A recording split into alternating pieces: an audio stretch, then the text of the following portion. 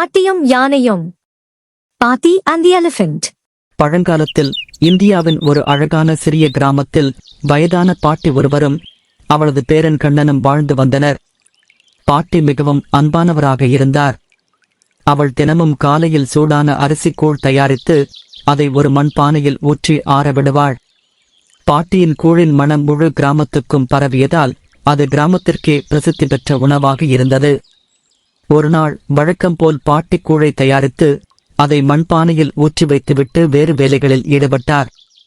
ஆனால் சில நேரம் கழித்து பார்த்தபோது பானையில் இருந்த கூழ் முழுவதுமாக மாயமாகிவிட்டது.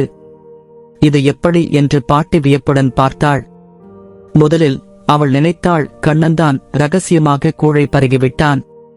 கண்ணா, நீயா கூழை குடிச்சது என்று பாட்டி கேட்டாள். இல்லை பாட்டி, நான் தொடவில்லை என்று கண்ணன் பதில் சொன்னான். அடுத்த நாள் யார் கூழை எடுத்துச் செல்கின்றார்கள் என்பதை தெரிந்து கொள்ள பாட்டியும் கண்ணனும் ஒரு பெரிய மரத்திற்கு பின்னால் மறைந்து காத்திருந்தனர். சில நேரம் கழித்து திடீரென்று அருகிலிருந்த காட்டில் இருந்து ஒரு பெரிய யானை மெதுவாக நடந்து வந்தது. அந்த யானை மெதுவாக வந்தது. அதன் நீண்ட தொடுவால் கொண்டு மண்பானையை மெதுவாக தூக்கிக் கொண்டு அதில் இருக்கும் சூடான கூழை பருக ஆரம்பித்தது. பாட்டி, பாருங்க, இந்த பெரிய யானை நம் கூழை குடிக்கிறது என்று கண்ணன் உற்சாகமாக கத்தினான். பாட்டி அதை பார்த்து சிரித்தார்.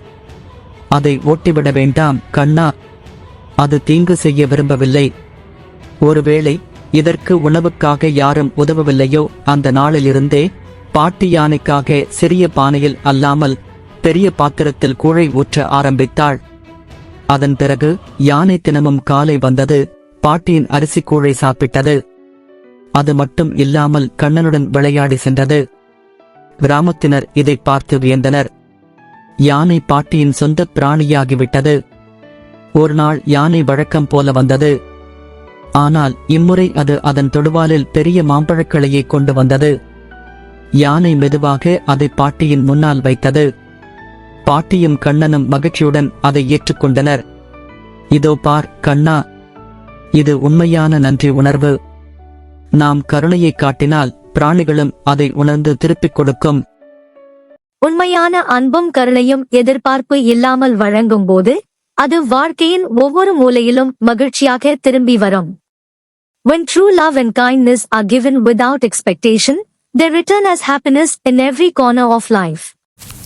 Subscribe பண்ணுங்க, லைக் பண்ணுங்க, மறக்காம பெல் பட்டனை கிளிக் பண்ணுங்க. Thank you.